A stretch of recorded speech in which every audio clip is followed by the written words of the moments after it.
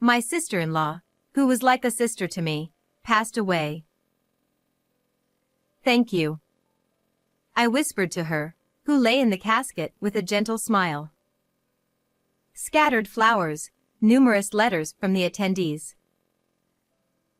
Suddenly, a few photographs caught my eye.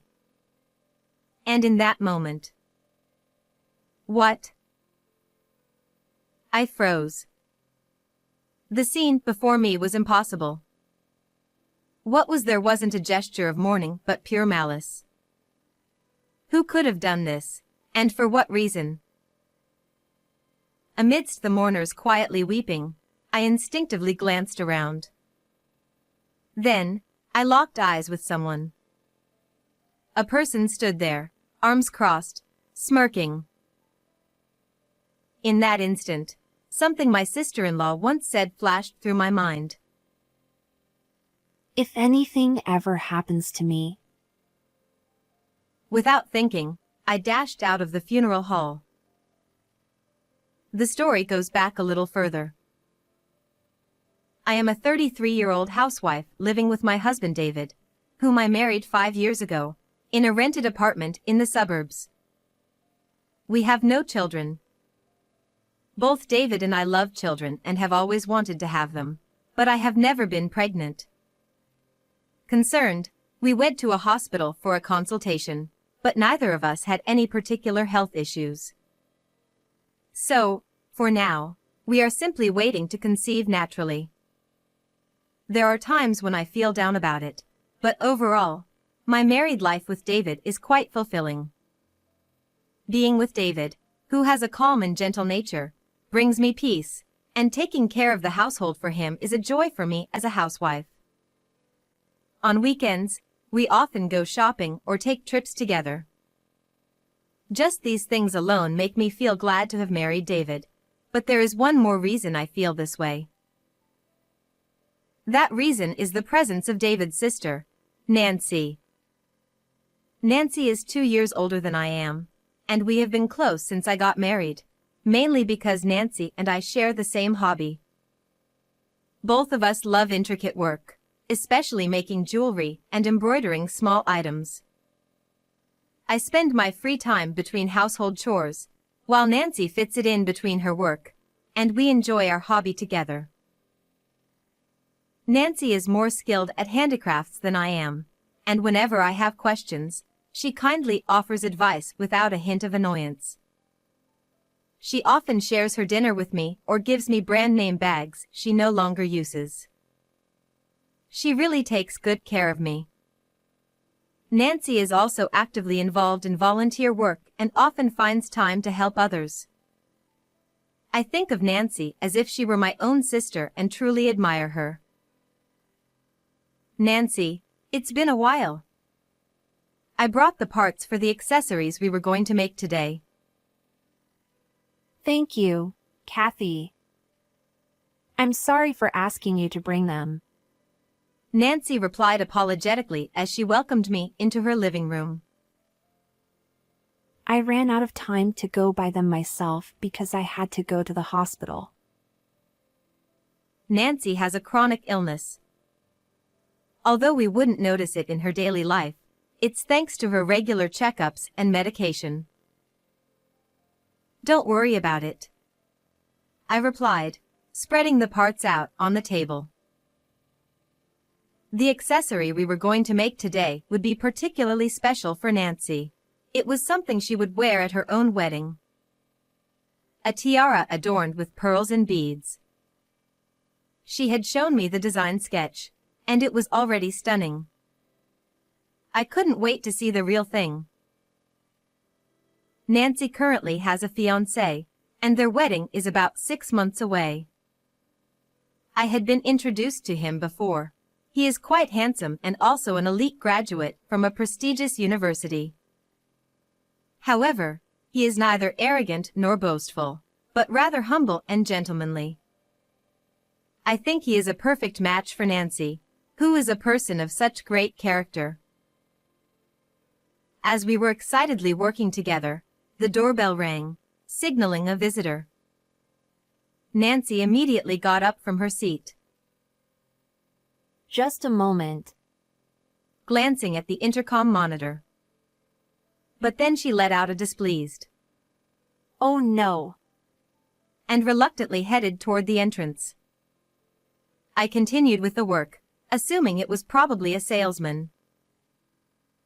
A short while later, I heard the footsteps of several people walking noisily down the hallway.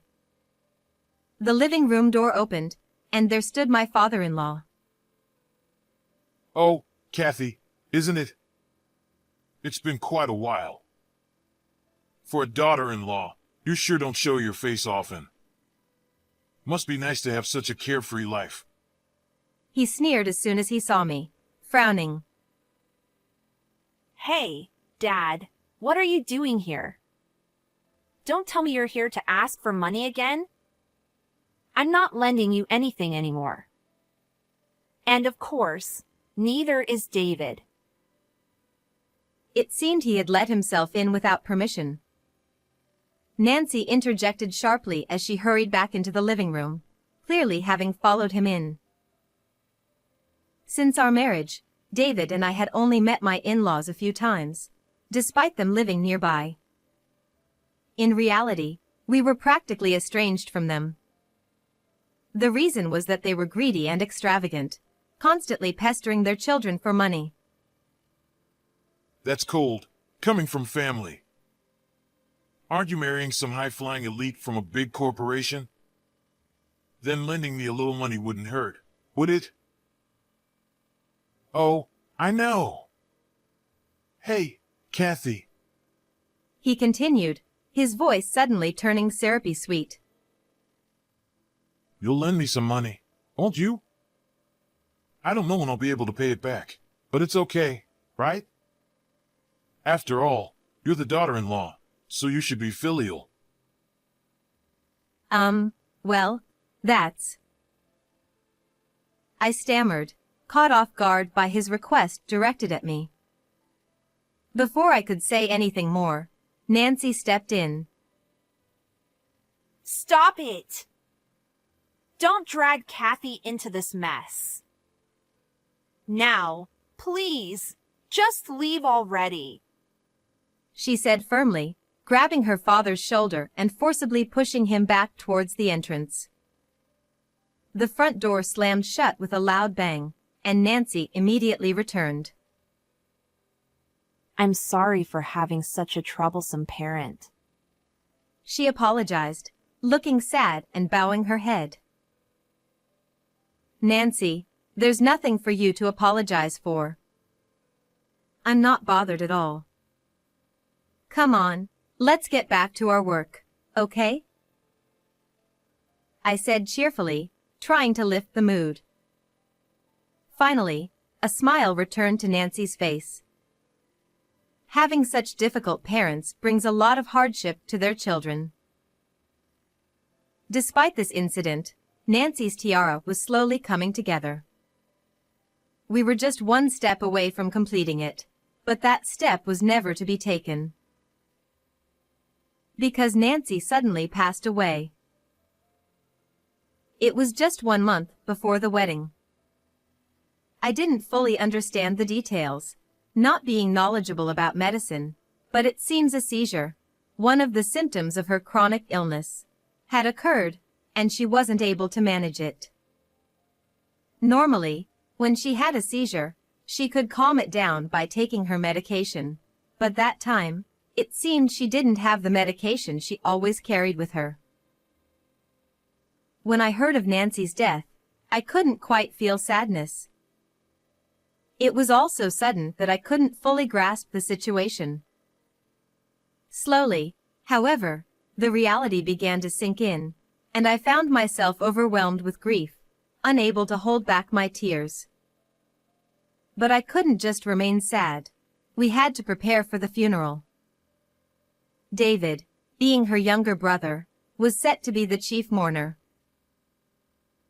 Ordinarily, it would be the spouse or the parents who would take on this role, but Nancy had not yet registered her marriage, and her parents were completely unhelpful, only talking about the life insurance money.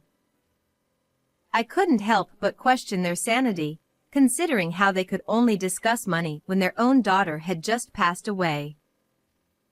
I even found myself wondering if they had somehow wanted Nancy gone for the insurance payout.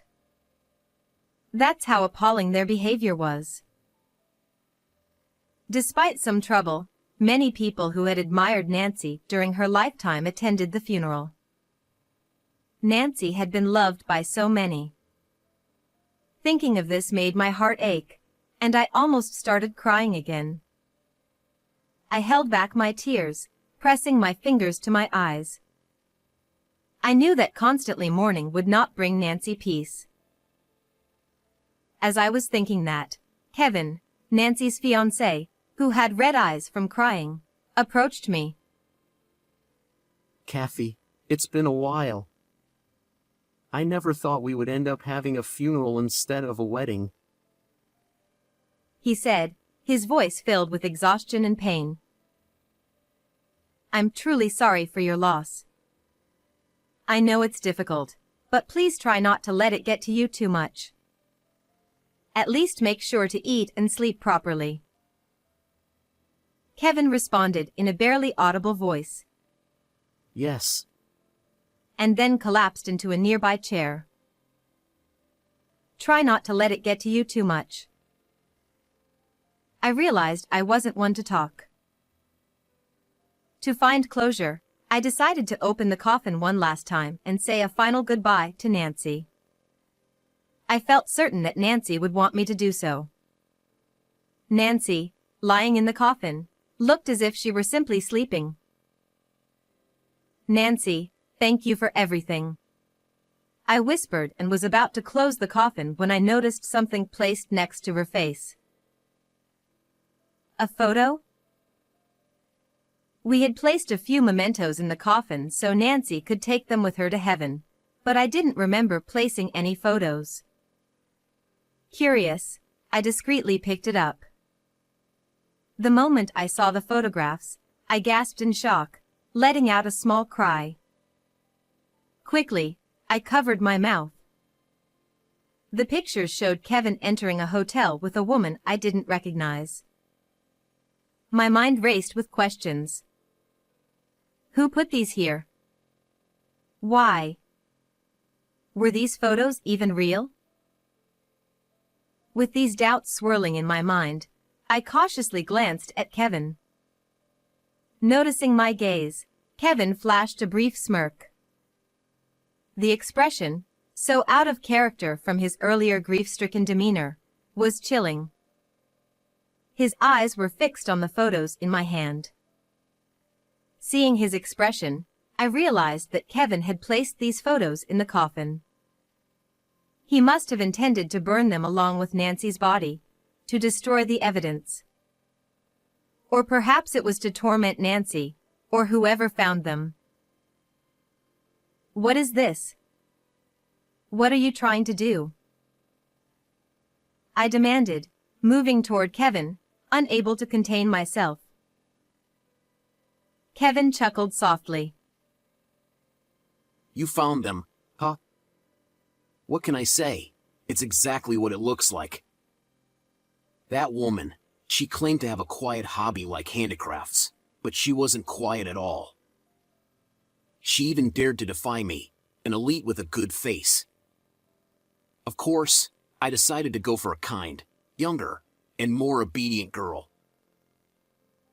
His words made my blood run cold. Well, no way. So, because of that, Nancy became a nuisance to you, and... I stammered. Kevin smiled brightly and said, I wonder why she didn't have her medication with her right when a seizure happened. At that, I couldn't help but scream. People around us turned, startled, and gathered in confusion. This man, he did something to Nancy. I pointed at Kevin, my finger trembling uncontrollably. Kevin responded with a calm expression. What are you talking about, Kathy? Are you feeling a little tired? I have my car here today. I could drive you home.